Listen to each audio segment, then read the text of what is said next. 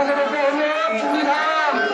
আজকে জগন্নাথ রথে করে মাসির বাড়ি অর্থাৎ গুন্ডিচা মন্দিরে আসছেন রাধামাধব সেবাঙ্গনে।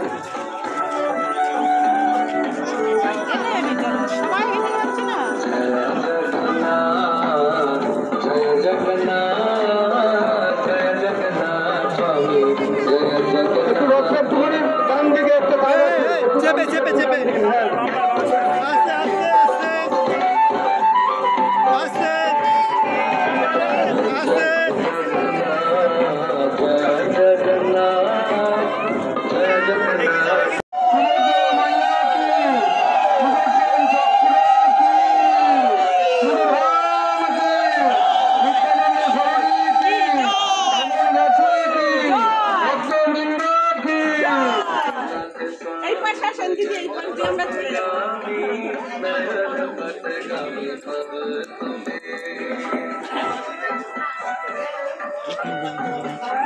আস্তে টানবেন, কেউ জোরে টানবেন না।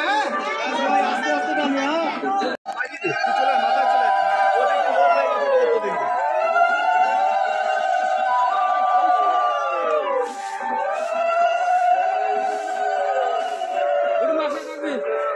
সাবধানে মার সাথে লাগি।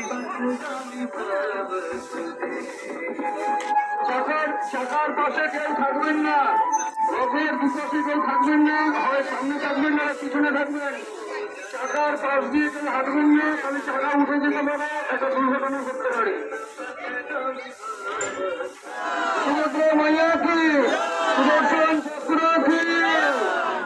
রাধে রাধে, জয় জগন্নাথ।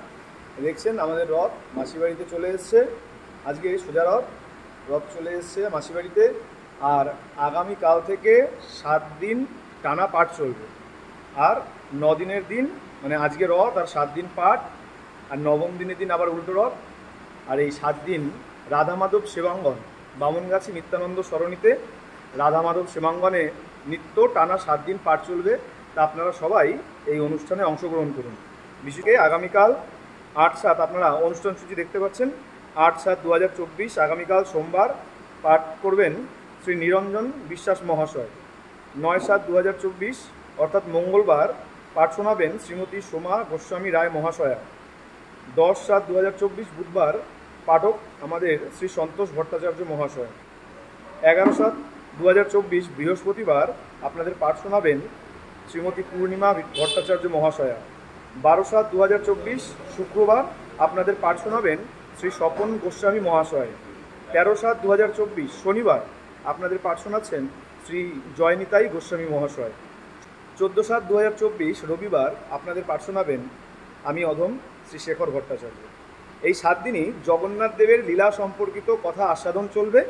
তাই আপনারা বিলম্ব না করে যার সম্ভব হবে অবশ্যই বামনগাছি নিত্যানন্দ সরণি রাধামাধব সেবাঙ্গন জগন্নাথ দেবের মাসির বাড়িতে এসে এই অনুষ্ঠানে অংশগ্রহণ করুন এবং ভগবান জগন্নাথ দেবের কৃপা লাভ করুন।